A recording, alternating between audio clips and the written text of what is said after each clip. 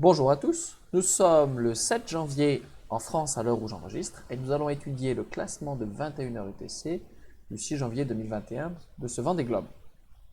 Avant de remettre à jour, de mettre à jour la tête et de regarder l'événement les plus importants qui ont eu lieu et qui vont probablement avoir lieu en fonction de notre routage, avant de commencer, je voudrais souligner la très bonne performance de Medalia que nous n'avons pas regardé ces quelques jours, ces 4-5 derniers jours, mais qui fait un excellent travail, qui a creusé 150 000 d'écart avec ses poursuivants ici, malgré un bateau nettement plus vieux, et dans des conditions de mer et de vent vraiment très, très importantes, ça souffle vraiment fort. Même Jérémy Bayou s'était décalé vers le nord pour éviter le pire. Eux étaient situés sur la bordure de la zone d'exclusion et ne pouvaient pas s'y échapper. Félicitations à Pipha et bon courage à tous avant d'arriver au Horn, ce sera bien mérité. En tête, la nouvelle la plus importante, je pense, c'est le resserrement, j'allais dire le jeu égal maintenant, entre Linktout, Thomas Ruyant et Apivia, skippé par Charlie Dalin. Il y a un peu plus de 12 000 d'écart entre les deux, autant dire à peu près rien. En latéral, il y a un petit peu plus, je crois qu'il y a une vingtaine de mille, je pense, peut-être un petit peu plus, 35 000, c'est ça, 35 000. Donc il ne se voit pas vraiment, hein, pour se voir, c'est la limite, c'est à peu près 15 000, de plein jour en tout cas. Mais ça n'empêche que Thomas Ruyant a réussi son pari avec cette option de partir très tôt de l'autre côté, à l'ouest des Falklands. Et le passage d'anticyclone a vraiment très fortement ralenti Charlie Dalin, ce qui profite, et j'avais montré dans mes routages à quel point Thomas Ruyant avait fait une très bonne navigation. C'était pas tellement que, parce qu'on peut imaginer avec Maître Coq qui s'enfuit, s'imaginer que c'est vraiment Charlie Dalin qui s'est planté, mais je pense que c'est vraiment la combinaison des deux et surtout l'excellent travail de Thomas Ruyant ici. Il y a un peu de chance, bien sûr, hein, il y a un coup de poker. Donc ils vont faire jeu égal et même j'ai fait les deux routages des deux, ils sont tellement proches que les routes se collent.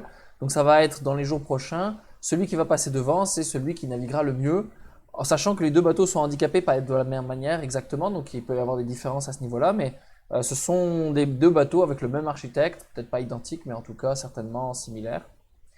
Je vais regarder aujourd'hui donc comment est-ce que la route de Maître Coq va se situer et est-ce qu'il est vraiment, en tout cas en ce moment il va continuer à augmenter son écart par rapport à ses poursuivants. Donc est-ce que à la limite il a gagné? Est-ce que s'il n'y a pas de problème majeur pour lui, est-ce qu'il va pouvoir être assuré ou est-ce que les écarts vont encore beaucoup bouger dans le futur? Et puis je voudrais regarder Damien Séguin qui est pointé deuxième. Est-ce que cette deuxième place est réelle ou est-ce que c'est un artefact de placement? Donc on va regarder un peu ça.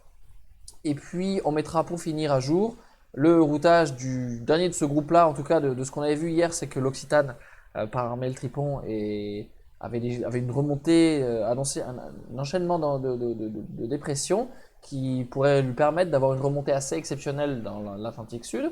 Et je voudrais voir si c'est toujours le cas parce que la difficulté pour le moment, c'est des conditions très faibles de vent, qu'il ne faut pas rester trop encalminé dedans parce que la fenêtre, elle n'est pas là tout le temps. Donc il faut absolument qu'il puisse enchaîner rapidement. Aujourd'hui, grâce à mon papa, j'ai réussi à importer la position de tous les bateaux dans mon logiciel. C'est chouette, merci papa. Et donc maintenant, on a des belles annotations avec les noms, encore mieux qu'avant. Et ça me fait sauver du temps en plus. Et donc, je voudrais regarder d'abord et avant tout le travail de Apivia et de Lingtap, à quoi va ressembler leur route. J'ai routé les deux bateaux, mais ils sont tellement proches que leurs routes sont collées dans mon logiciel, hein, c'est logique. Et puis comparer à Maître Coq, parce qu'il y a beaucoup de gens qui commentent et qui disent, bon, a priori, il y a des chances que le retard pris par le deuxième et troisième font que Maître Coq est un peu garanti de gagner. Donc, c'est pas tout à fait le cas, même si c'est sûr que dans les jours qui viennent, les écarts vont être très importants. Alors, on peut regarder, on peut voir que l'angle de remontée de Maître Coq est un petit peu moins bon que celui de Linktat et Apivia ici. On peut voir ici que ça remonte un peu plus facilement vers le nord, mais enfin, ça reste minime. Et par contre, vous voyez ici, dans les jours prochains, la dépression va... Les deux suivants vont avoir un peu plus de vent pendant plus longtemps, pendant que Maître Coq va rentrer dans cette zone anticyclonique ici. Il va pas pouvoir y échapper. Et ensuite, ça va être un jeu de se balader dans des zones très très mal définies. Il y a comme un genre de zone ici avec peu de vent et puis des bordures un peu partout avec des zones avec un peu plus ventées. Ça va être très compliqué pour eux de naviguer dans cette zone-là. Alors mes modèles indiquent qu'il y aura un peu plus de vent pour ceux qui sont suiveurs, hein, comme on peut le voir ici, et donc un petit peu plus un certain rattrapage. Donc c'est pas tout à fait gagné pour Maître Coq, même si il conserve un avantage important. Ce qui gêne beaucoup en fait, et qui à plus long terme, même si les météos est pas très précises a priori et change beaucoup, il y a une zone anticyclonique ici qui gêne beaucoup, qui est pile au milieu de la route, parce que pour remonter ici, il faut pas c'est très dangereux de se retrouver très proche de la côte ici, parce que là, on a des vents, comme on peut le voir, pile poil dans le nez pour déborder la corne ici, la pointe du Brésil. Donc, tant que de toute façon, ils n'ont pas passé cette pointe-là, ils ne sont pas sortis de l'auberge. Et c'est souvent comme ça, c'est souvent dans le Vendée Globe ou dans des courses autour du monde que la remontée du Brésil se passe vraiment difficilement dans cette zone-là, parce qu'on a tendance à être bloqué un peu contre cette bordure, et que remonter ici, les vents dominants ont tendance, les alizés sont pas loin, donc on commence à avoir des vents qui sont complètement dans la route, complètement contre la route ici, et donc se trouver trop décalé contre la côte nous empêche de remonter et de déborder cette pointe. Et là, en plus, il semble qu'il y a un anticyclone pile sur la route. Donc, je ne pense pas que Maître Coq ait gagné encore, même s'il a un avantage décisif. Je dirais que ça, c'est du journalisme. Hein. Je ne suis pas journaliste du tout, mais c'est un peu mon avis. Ceci dit, la grande nouvelle, c'est que Thomas Ruyant et Charles Dalin sont essentiellement dans une zone tout à fait similaire, que le meilleur gagne vraiment, et que celui qui prend le moins de siestes possible puissent gagner. Ce sont les deux, je crois, ont navigué dans le Figaro, donc ils ont l'habitude de ce genre de navigation. Nous avons donc, après avoir fait une étape de Figaro dans le Pacifique Sud, nous en avons une autre dans l'Atlantique Sud. La deuxième question du jour, c'est de savoir si Damien Séguin sur Groupe Apicil, pointé deuxième, est-ce que ce pointage-là est réel ou en fait simplement un artefact de la position du point de destination à ce moment-là, un effet de pointage local, et en sachant qu'il est dans l'anticyclone, donc a priori c'est quand même maintenant qu'il mange son pain noir. Hein. Et donc effectivement c'est ça qui se passe. On se rappelle que hier et avant-hier, le routage de Groupe Apicil et de Lingtart allait converger énormément, hein, et on le voit encore converger, même si c'est un peu plus loin, un peu plus haut dans l'Atlantique. Et les écarts, par contre, sont un petit peu plus grands, c'est-à-dire qu'on les avait presque à ex aequo. Il y a un léger écart, a priori, projeté à quelques jours. Si je regarde, c'est le 10 janvier, donc à 4 jours, même pas, 3 jours et demi. Et donc, ça montre en fait que Thomas Ruyant a vraiment très bien marché. J'avais regardé un petit peu par rapport à mes routages d'hier et d'avant-hier, et Thomas Ruyant avait été toujours en avance. Groupe Apicil un peu aussi, mais pas autant. Et donc, ça crée un petit décalage. Pas beaucoup, hein, il sera toujours dans le coup, et a priori, on va se retrouver avec quand même des écarts assez proches bientôt. Mais c'est pas encore fini.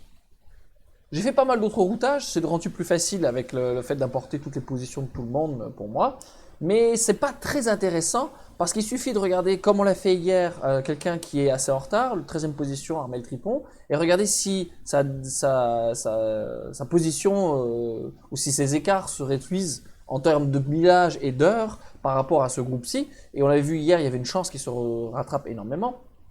Je me suis fait faire reprocher le fait que j'ai utilisé un écart entre des différents bateaux, le deuxième et le 13e dans 5-6 jours, en 1000 plutôt qu'en heures. Alors c'est vrai que souvent j'utilise plutôt des heures vu que c'est plus représentatif des écarts. Ceci dit, l'écart en 1000 montre aussi quelque chose d'important, c'est à quel point la taille d'un système météo typiquement est aux alentours de 300 000, une bonne dépression c'est à peu près 300 000 de large.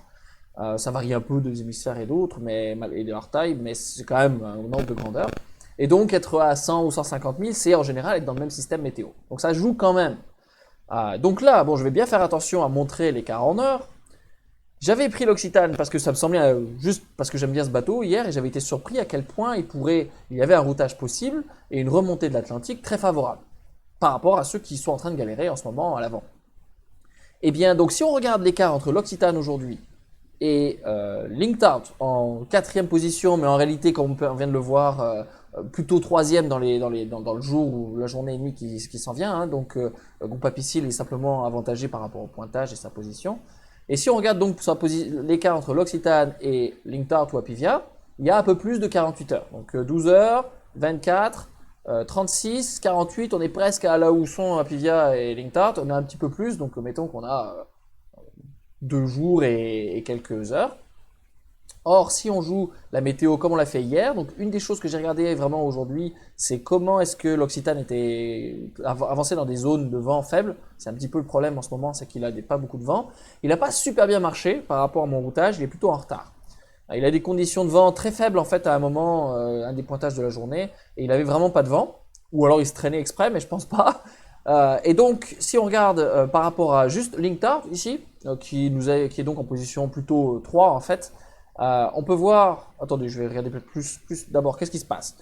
On va pouvoir choper a priori ce bon flux ici qui va le pousser, et puis enchaîner tout juste avec cette dépression-là. Ça va être, c'est le point difficile, hein. Réussir à prendre cette dépression-là qui a priori va se déplacer lentement, suffisamment lentement pour qu'il puisse rattraper. C'est le point critique, c'est cette zone-là, réussir à la prendre et en espérant que la météo ne se trompe pas, ce qui n'est pas gagné encore, et que cette dépression-là se pivote vraiment, se déplace vers l'est de manière lente. Si c'est le cas, alors il est possible pour pour l'Occitane de la prendre pendant très longtemps, comme vous pouvez le voir ici, pendant que les autres sont, Linktart ici, sont dans une zone, Linktart et Apivia avancent lentement dans une zone de faible vent. Et ensuite, ensuite, se retrouveront dans des conditions relativement similaires, mais avec un petit problème supplémentaire. Bon, ça, c'est un peu à long terme, avec un anticyclone qui va guetter et bloquer un petit peu la progression de ceux qui sont devant. Et à cet endroit-là, on a environ 12 heures d'écart, un petit peu plus. Je vais regarder un petit peu plus précisément. Plutôt 18 heures maintenant.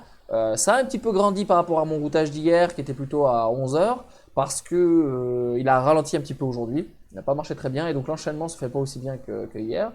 Mais là, si on imagine que lui va pouvoir avoir une bonne remontée comme ça et compresser énormément, et donc ça c'est entre la position 2 a priori, vu que Groupe Apicil devrait se retrouver 4 demain, eh bien on a tous les autres bateaux entre tous. Donc là on a 10 bateaux entre ces zones-là dans 18 heures d'écart. Donc vous imaginerez que si vraiment c'est ce qui se passe, et pour le moment ça se confirme, il y a mon routage va ressembler à rien avec tous ces tags qui vont se retrouver tous ensemble. Ça va être rigolo. Mais c'est ça qui semble bien se confirmer pour le moment. Et si ça n'arrive pas pour l'Occitane, il y a des bonnes chances pour que ce groupe-ci, par contre, soit vraiment dans ce paquet-là. Hein, parce que plus on est proche de ces groupes-là, plus les chances de se retrouver tous ensemble et dans les mêmes conditions augmentent.